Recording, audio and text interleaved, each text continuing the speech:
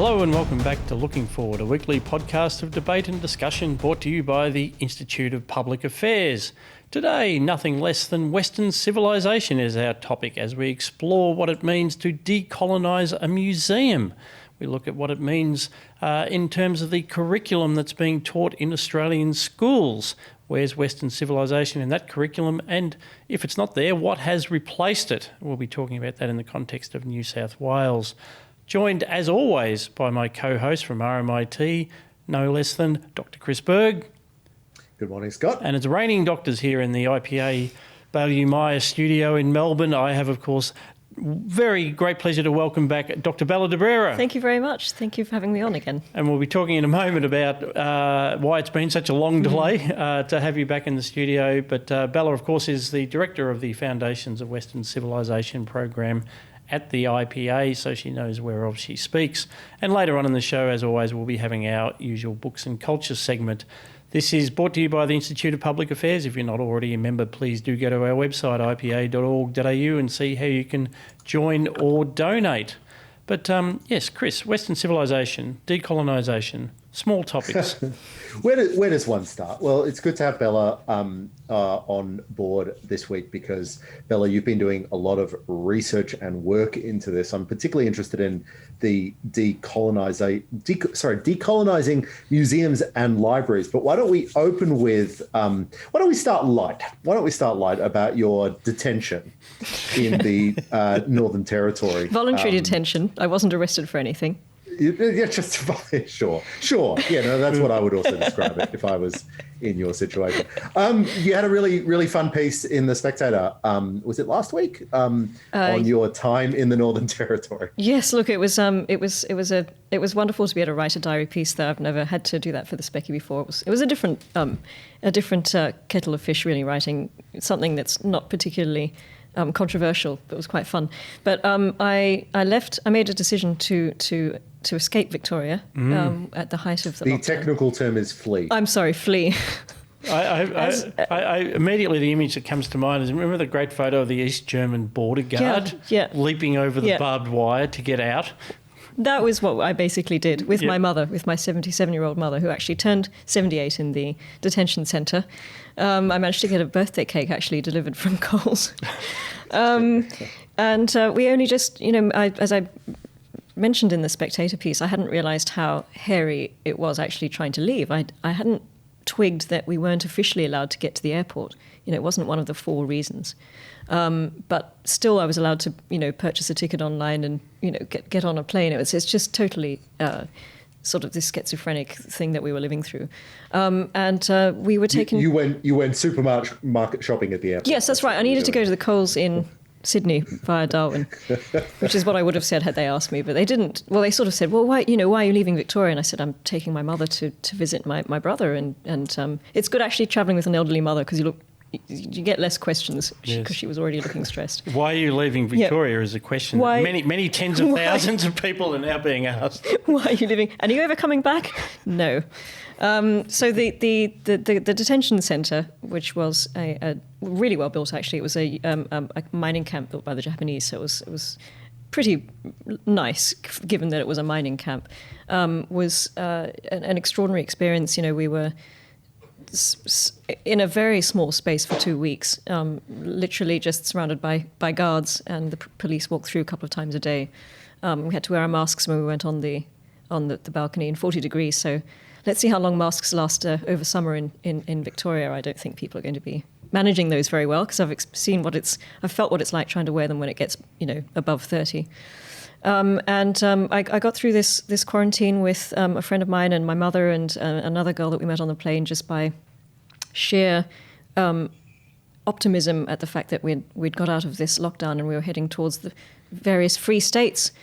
So I went on to New South Wales and other people went on to Queensland, other people went to South Australia. But the general feeling in the camp was relief and optimism and an idea that people had actually taken control of their own lives again and become masters of their own destiny, which I thought was an interesting thing because we'd all lost that. We weren't even allowed to leave our house for more than an hour at a time. But now I'm free to go and I'm free to decide where I'm going to go and I'm free to decide how long I'm going to be outside for.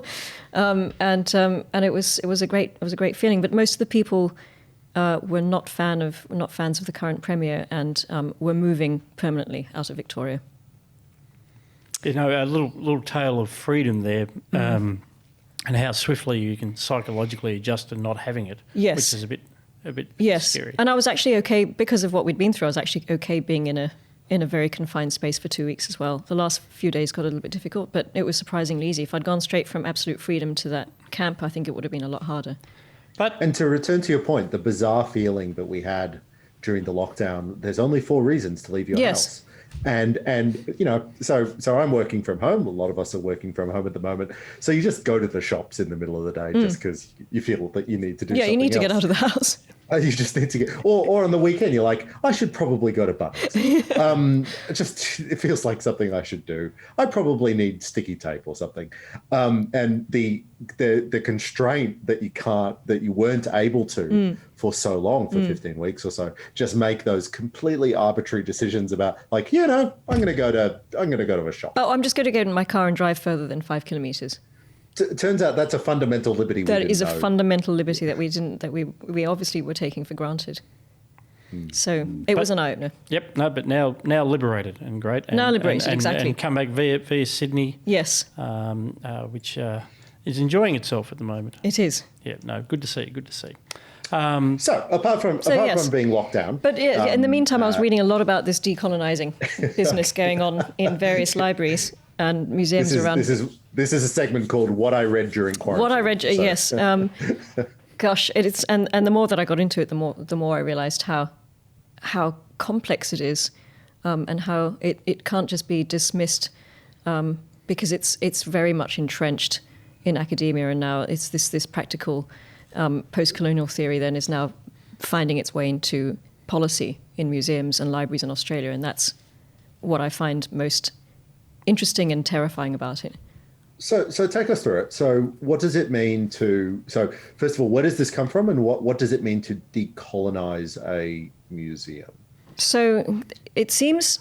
So the decolonising movement has come from post-colonial theory, and it's been around in academia, from what I understand, since the 2000s. There are actually a couple of courses in Australia, university courses that teach you how to decolonise. So you can go to the University of Newcastle and study decolonising the Australian context, and you can go to the University of New South Wales and do decolonising research methods. But even reading the course descriptions doesn't give you a clear idea about what decolonising actually means. I think in theory, it's this idea that museums and libraries are too Western. There's too much emphasis on Western civilization. There's too much emphasis on the Western canon. So there's an objection that if you go to the National Gallery in Victoria, for example, there'll be rooms dedicated to European art, which is, according to post-colonial theory, which is oppressive. So it's going to oppress anyone who is not white. It's so hard to explain. Yeah, it's this idea that museums, that Western civilization in the museum and library context are oppressive to people of the others, the minorities, the people of color, and people who don't necessarily look white. So it's all down to sort of racial.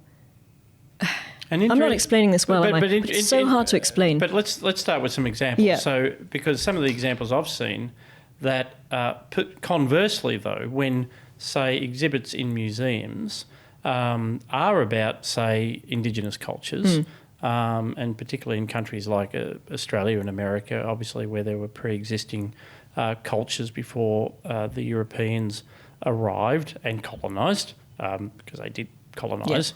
Yeah. Perversely, though, even those exhibits then become somehow inextricably racist and oppressive because they portray a vanished culture. But isn't it more? Isn't it more the? And I'm going to give it as I understand it.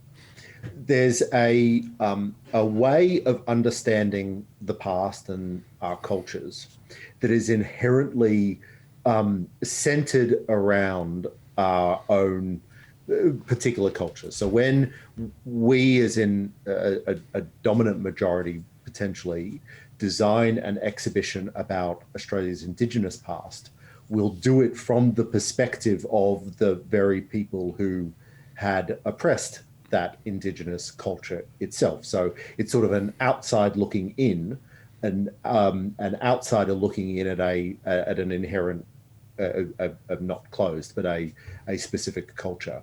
And then the challenge of decolonisation is to stop taking that outsider's perspective and actually have indigenous people themselves design those exhibitions. Yeah, that's what they're trying to do. Yeah. In a way that speaks to other indigenous populations. But then they get caught up themselves doing that, because they say we have to use the Western ways of knowledge and exhibiting to do this.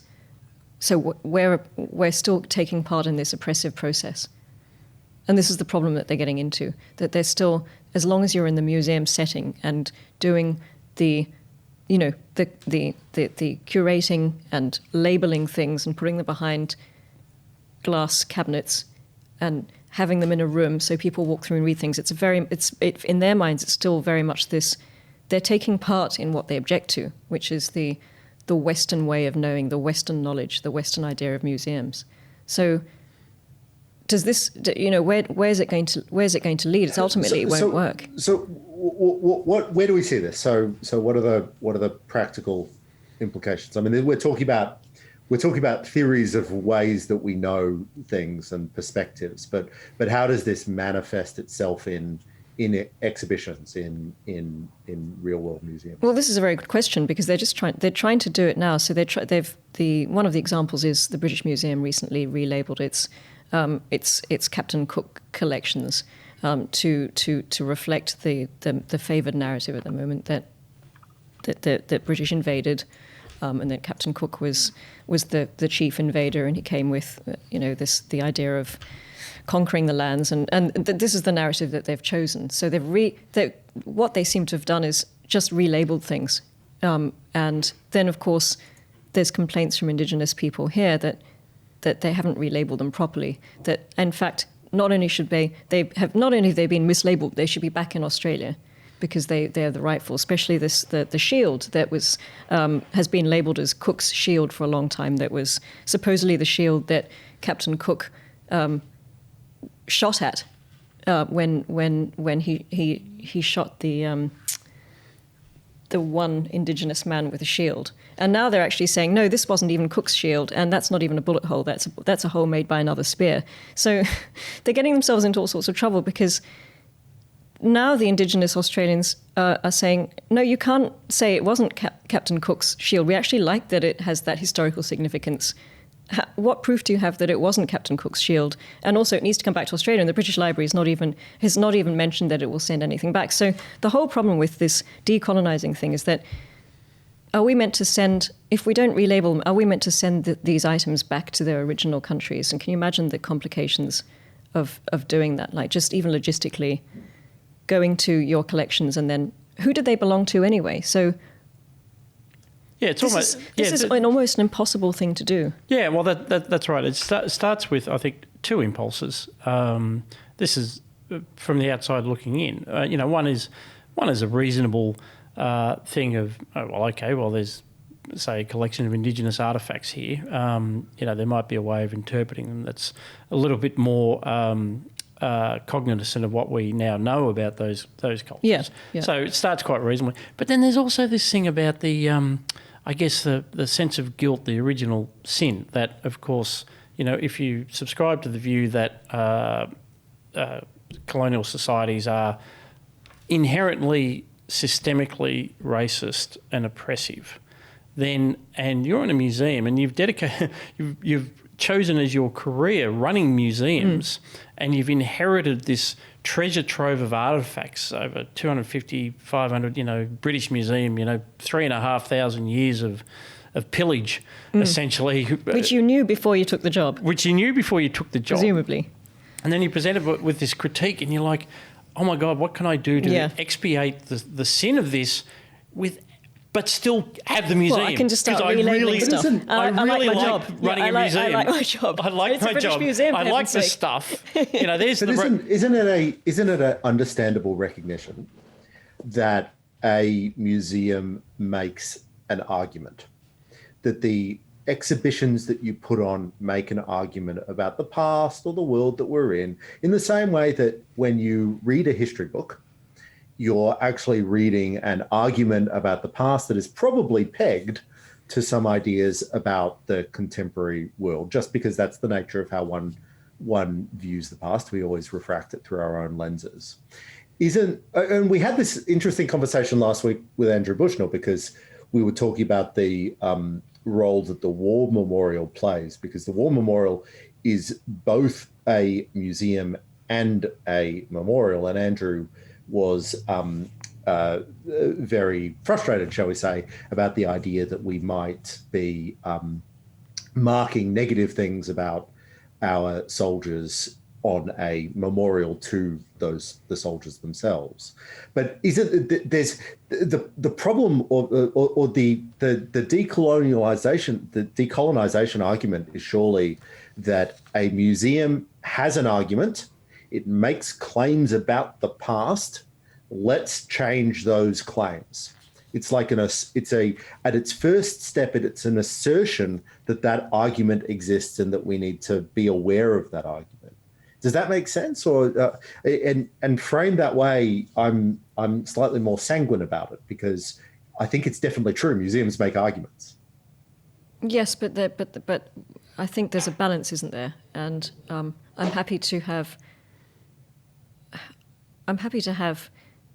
these things relabeled, because, as we were talking about earlier, there are a lot of items that might have been sitting around since the 1950s and covered in dust, and they haven't been looked at for a long time. And yes, they deserve to be re-examined and brought up, you could say, to the 21st century. But then I feel this is skewing too far in the other direction. This is a negative and very guilt-ridden view of our past and of Western civilization, and I don't think it's healthy. And when you think about museums and you think about the interest of the people and the curiosity of the people that put these museums together and put these items together, that wasn't their aim. There wasn't.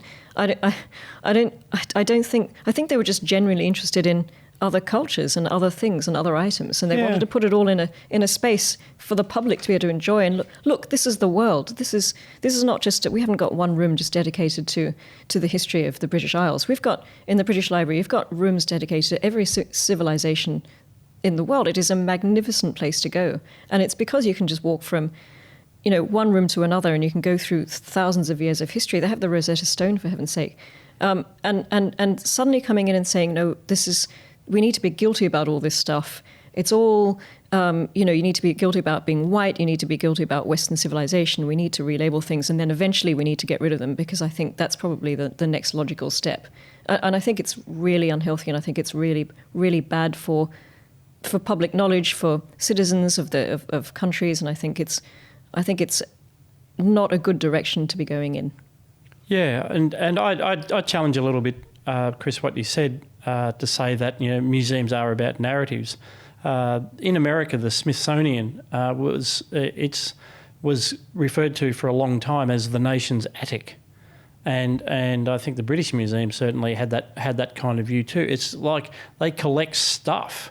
And even the leftist critique of Edward Said coming up with this idea of Orientalism. I mean, Orientalism originally was, to be described as an Orientalist was for a European gentleman who was actually interested in the East. It was actually a compliment. It was like, well, you know about our civilization, you know about something else as well. That's really impressive. You're a very knowledgeable person. Like some of the first traders into India who then adopted Indian dress and learnt the local languages and started to become vast collectors. They may have found some local wives and so on and so forth. That version of Orientalism then somehow gets retrospectively described as an appropriation. So I think what you're describing, Chris, is a much more modern phenomenon. As I said last week about the Museum of Australia, at the time that was built in Canberra, that was how that was done.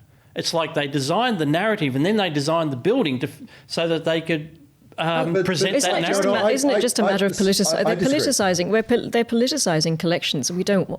That's unnecessary. We don't. This is the problem. This is the problem with the world now, and this is what Douglas Murray points out, stop politicizing everything, because people don't want it. Just leave it alone. Let's appreciate and look at these artifacts for the value and the beauty behind them and the craftsmanship behind them and the historical period that they came from and what we can learn about the culture that produced it. We don't need to politicize it. We don't need to. I don't know. I think it's terrible. I didn't mean to come into this with a contrarian view, but let's lean in that direction. So I think that I go to a lot of museums. I mean, not since coronavirus, of course, but I used to go back in the old times.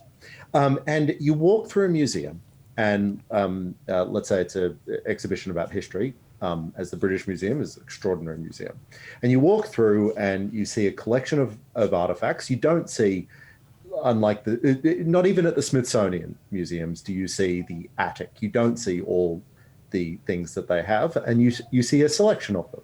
And you see a selection of them matched with little pictures and so forth. And the designers of those exhibitions have to choose, are we going to emphasize working class goods in the 19th century, or are we going to emphasize the incredible scientific discoveries of the 19th century, or so forth? And by doing that, they're making an argument, they're making a narrative, they're telling a story, and they're telling a political story. It might be subtle, it might be implicit, but there's always a story there. And I think I'm not for the decolonization movement, but I do think a recognition that when we talk about our history, we are making a claim about that history is important. And if we want to push back against what we think is distortions of our history, I think we need to be pushing back with that recognition that there are better ways to understand. There are more true ways to understand what has happened. Well, I'd be happy if it was a search for more true ways to understand.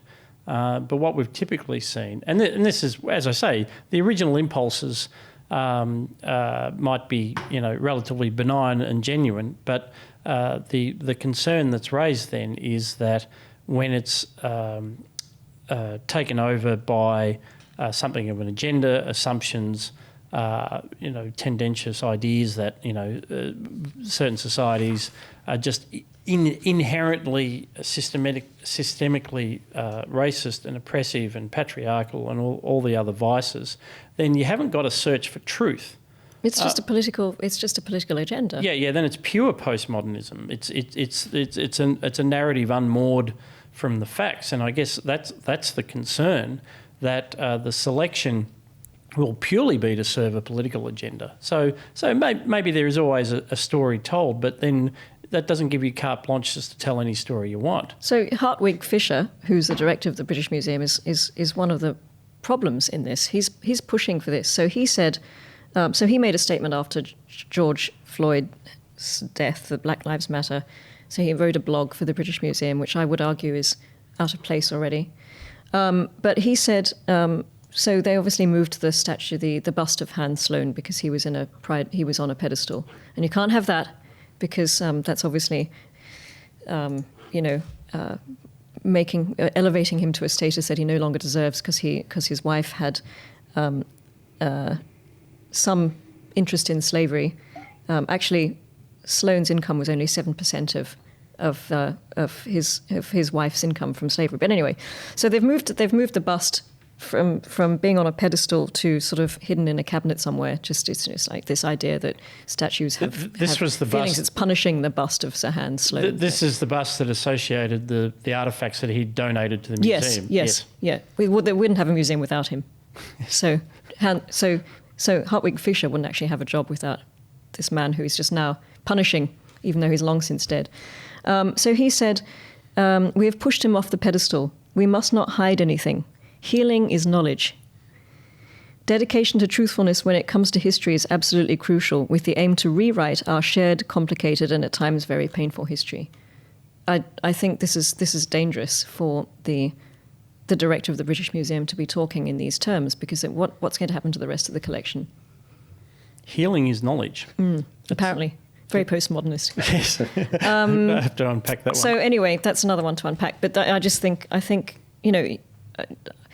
I don't think I'm being overly hysterical with this. Well, we shall see where it goes. I mean, that's the point. Sorry, Chris. What do we think a purpose of a museum is? In that sense, I mean, the British Museum and most other museums have always been established for a national purpose. You know, they tend to be government funded. They tend to be or established by highly politically connected people or people in positions of power, and they broadcast things. I don't think that we should shy away from that. Now, we might argue that we need to be broadcasting a more liberal history of the world. We might be broadcasting, if I was to design a museum, if I was to curate a museum, I would be making a argument about the progress that society has traveled through over centuries. But I would be broadcasting that message.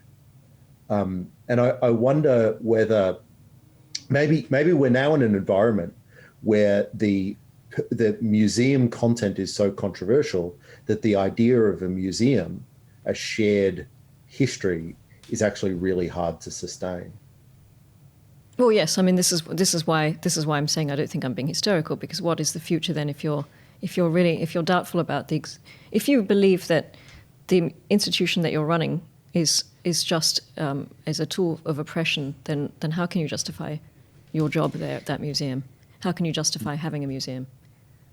Might as well give it all up. Yeah.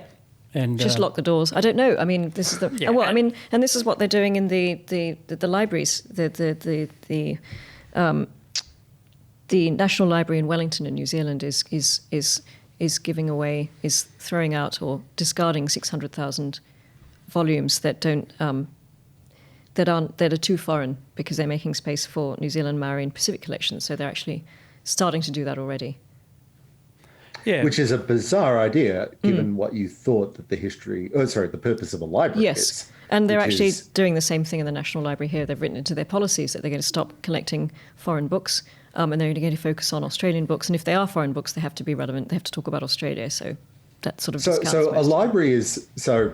I've made an argument already that there's a museum has a narrative, and that's because there's only so much room for particular things, and you want to provide the visitors to the museum a path through the museum. So you're going to have to tell a story for that path. A library is quite the opposite. A library is, or at least a large national library or large state library, is meant to be a complete, or as complete as possible within budgetary constraints, collection of humanities knowledge.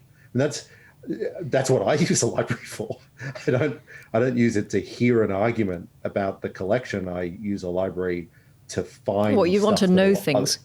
And you want to know Well, things. You so want to find know a things about the specific world. book, Yes. right? Yeah, you want to know things about perhaps something that's happening in another country, or some movement that developed in the UK, but this is the problem. They're getting rid of all those books. But I want to find bad ideas in a library too. Yes, you want to find all ideas in a library. Yeah, exactly. It's astonishingly parochial. It's so parochial, and that's what's astounding. And even the readers of The Guardian and the article in The Guardian that talks about this astonishing move by the library in Wellington are shocked. And if the readers of The Guardian are shocked, that you know it's a bad idea. It's got to be a terrible idea. That even the readers of The Guardian are saying, no, don't get rid of these 600,000 books. We need them. It's actually both a conversation about Western civilization. So here's, say, New Zealand, which was colonised, and so the people growing up there have inherited the ideas, institutions, and values of Western civilization, for better or for ill. And so from the perspective of those who identify with that part of the New Zealand population and culture, you would say, isn't it odd then to cut yourself off from that and to say all that local is not matter? And then I think, and this, I have no ground on which to make any comment, but it would seem to me that then for the Maori population of New Zealand and the Pacific Islanders, to then be told that the only thing that could be relevant to them, that the only thing they could possibly find of value is the knowledge, the artefacts, the cultures specific to that part of the globe in which they happen to find themselves at a time when the world has never been more globally connected is also a strange sort of way to view these things. This is the knowledge you must know. You must not know anything. Isn't this a terrible thing? Isn't this a terrible idea? Saying we're deciding what you should know, as opposed to come to our library, which is then a portal into into a world of knowledge. Look at what you can know. Not this is what you should know. We're limiting you. We're limiting you in your lives and your knowledge. And this is a terrible thing for them to be doing. It is. But what I think is interesting to think about is to put this in the context of all the other stuff that's going on around us. And it strikes me that what we're talking about is gatekeepers who want to use the institutions that they have editorial or managerial control over to change the way we view the world or the availability of information to us. Now, we're doing this over Zoom. I've got two screens. I've got the internet over there. I've got the internet in front of me here as well. Like, that's ludicrous, the idea that anybody could control the way we think about the world itself, regardless of no matter what the British Museum does, no matter what the Library of Wellington does, we have the capacity to get round those gatekeepers, and they don't have the control over our the way we see the world that they may have in previous generations. And so in that sense, maybe we could think of this as an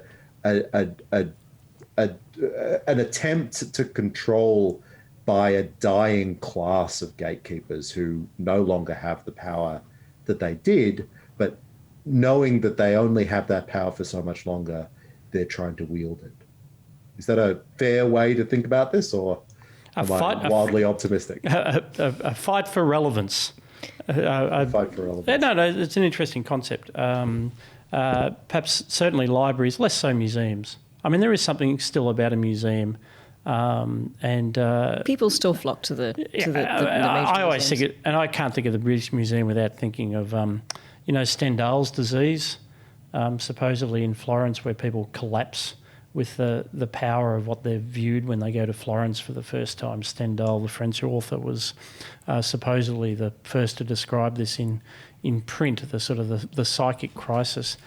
I almost experienced something similar in the British Museum on my very first overseas trip, when walking around like a wide-eyed rube from Australia, which I was, I literally just turned a corner into a room, and there was the Rosetta Stone.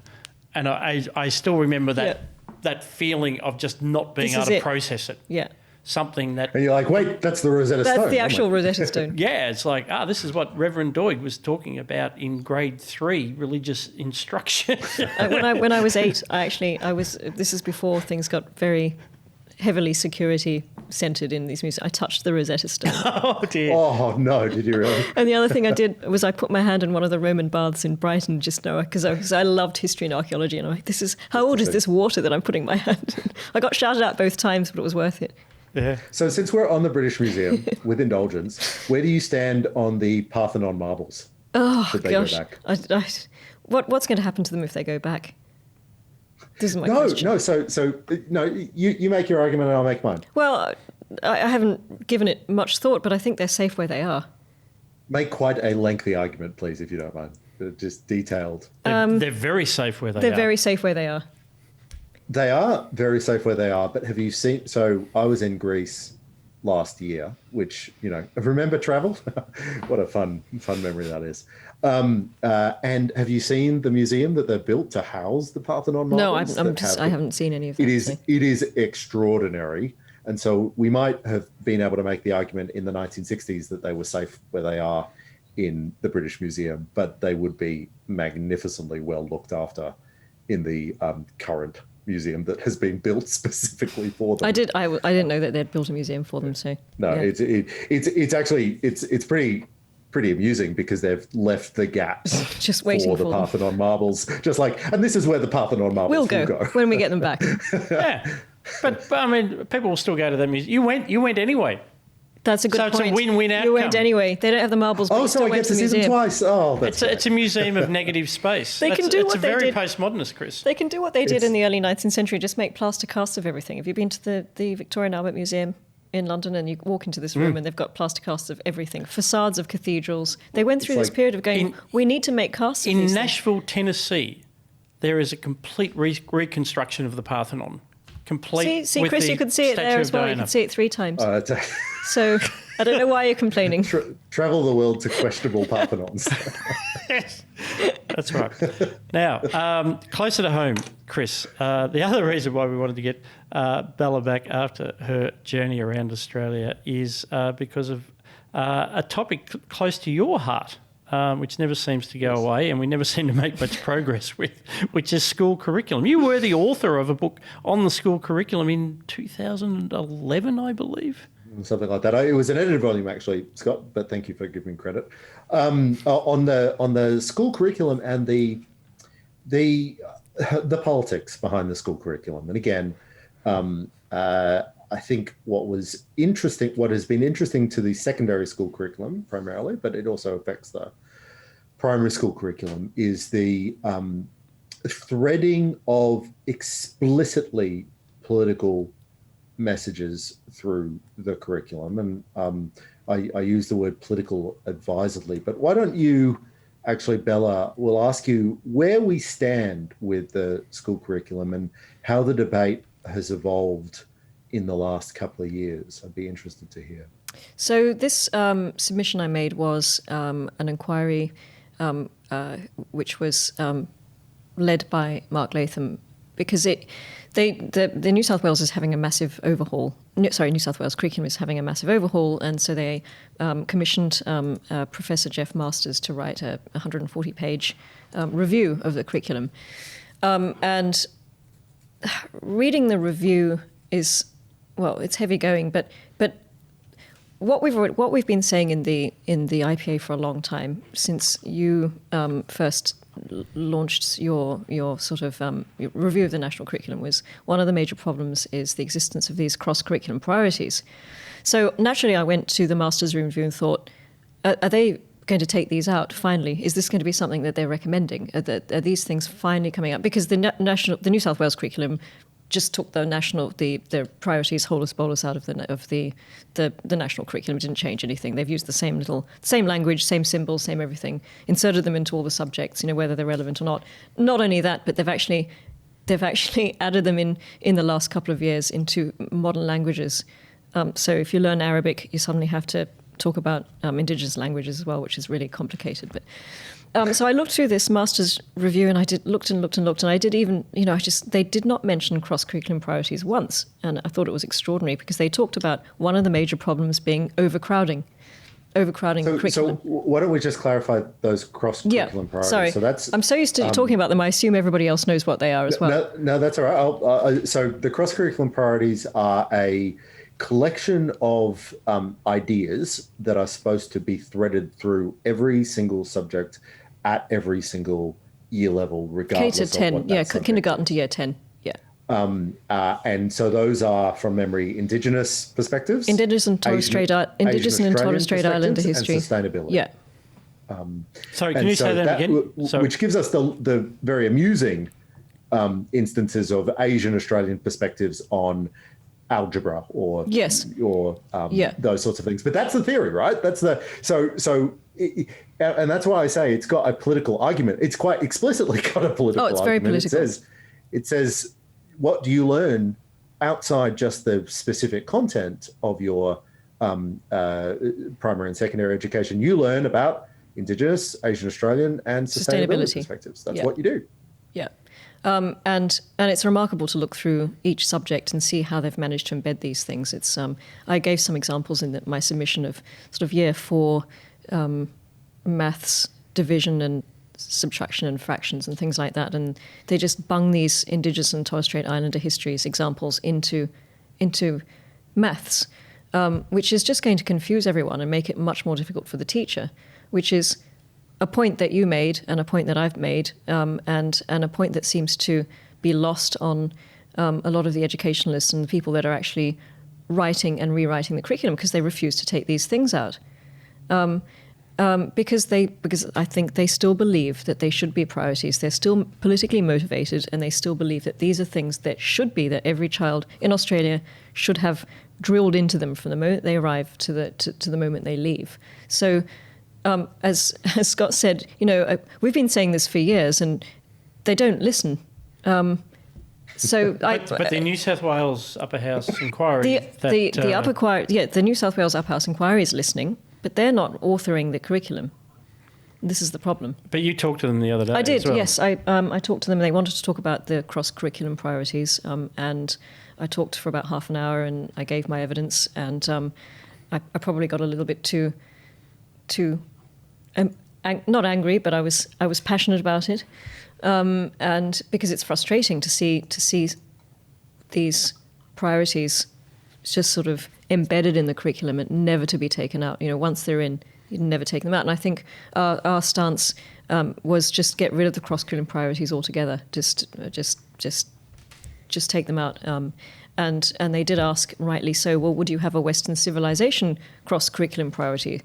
And I said no, because that's the same thing. It's going to clog up other things. You shouldn't really be talking about, it's pure maths. You don't need to start talking about the values, the foundations and the institutions of Western civilization in a grade 4 maths class. It would be just as ridiculous as sustainability.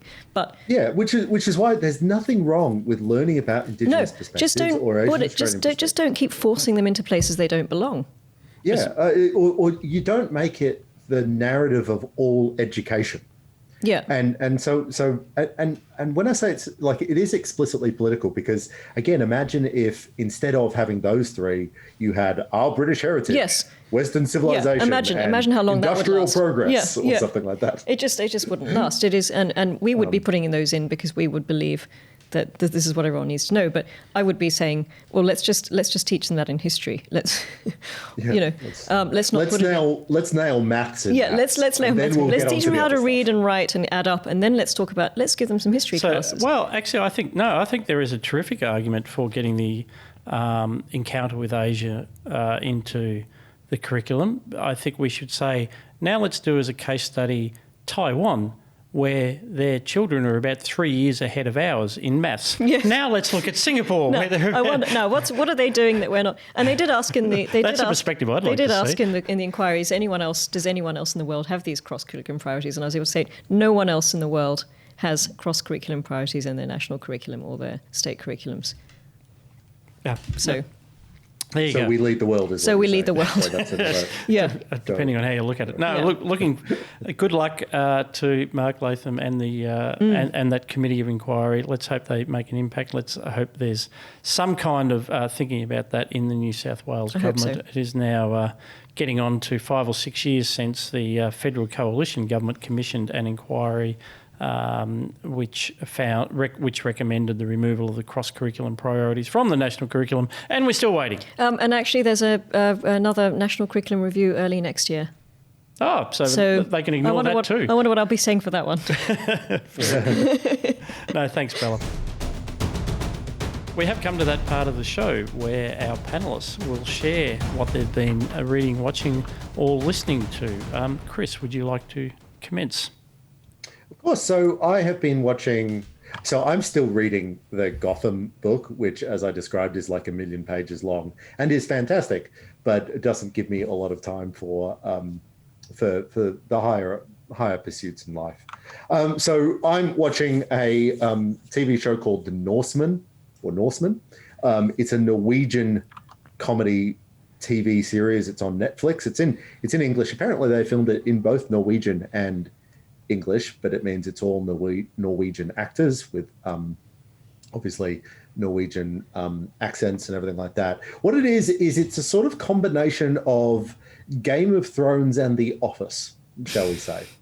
And the main character is a sort of David Brent of the Vikings, running ultimately becoming a sort of semi-chieftain of the village, but completely incompetent, making terrible management decisions.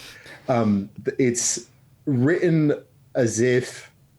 So it's written as if it's an in-office drama, but of course it's about pillaging and death and Just Vikings violence. being Vikings.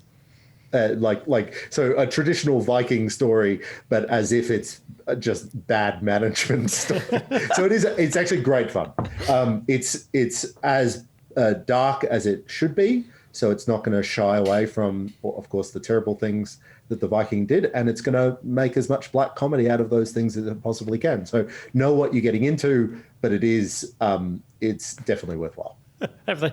Have they sacked the British Isles yet? Have we got to that episode? No, they do that. They do that regularly, and they bring people back. Lindisfarne, one of the people they bring back is an actor, and he becomes the town's creative director, which was again a bad leadership decision on behalf of the.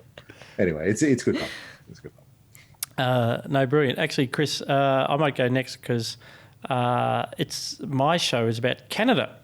And I know you have taken a fondness for Canada. I was looking on Amazon Prime and I found this program. God, I was so bored. On the War of 1812 between. It's when you start browsing Amazon Prime that you know you're really cooked. Yeah. Like browsing Netflix.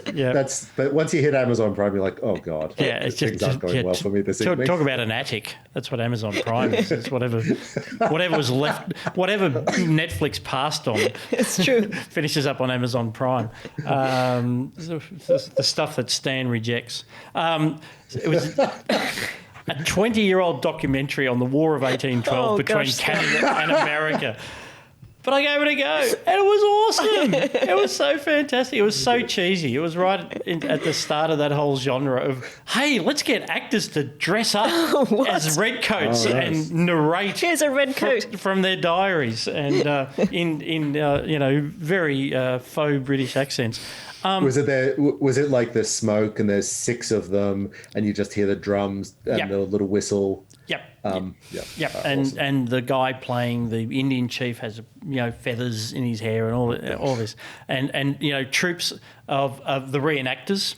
So this was a real war between America and the British Empire, which meant in those days Canada. So this is why I did give it a go. In fairness, that's pretty cool. And I had read Paul Johnson's book, 1815, Birth of the Modern World. Starts with Andrew Jackson in the final battle of that war at New Orleans, which was fought after the peace treaty had been signed, but it was signed in Belgium, so they didn't know. And it was a bloody slaughter, which is why Jackson became so famous. He kicked the British ass and disaster for the British. And one of the reasons why the peace stuck. So a very, very important war that no one knows about because it's a little bit embarrassing that the members of NATO once invaded each other. And they sacked DC as well. Yes, they sacked DC because what had happened was there was a war going on with some bloke called Napoleon you might have heard of. So there weren't that many British troops in Canada, and so the Americans really thought they would go in there and just conquer and subsume, at the very least, the bits of Canada closest to the American border. But the Brits, the first thing they do was they were already friendly with the Indian tribes and the great leader Tecumseh, and those buggers could fight. and then the French, who were supposedly going to rise up in revolt, the Governor General of Canada went to them and basically said, "What do you want?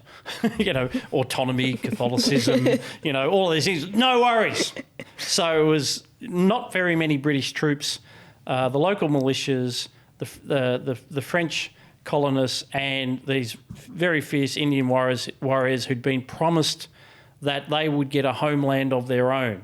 So fascinating dynamic, and the Americans, their first, for about the first 2 years, were completely amateurish, and every time they tried to invade Canada, they got repulsed.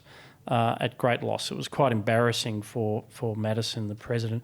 So this unfolds over 4 episodes of a documentary, which I finished up getting right into, and there's all the comments on IMDb are like, I didn't think I'd like this, but it's just strangely attractive and interesting. And it was a fascinating war that actually set them up to be neighbours for a long time, as Paul Johnson remarked, and as this concludes, after 3 years of some pretty bloody battles, not industrial scale, not like the American Civil War, but the agreement in Belgium was simply for status quo antebellum, which just means let's just go back to the way everything was before the war. So the great losers out of this were the Indians. Tecumseh was killed in battle, and their dream of an Indian homeland, essentially in what was Michigan, that was the plan. So they invaded Michigan and were quite successful at it.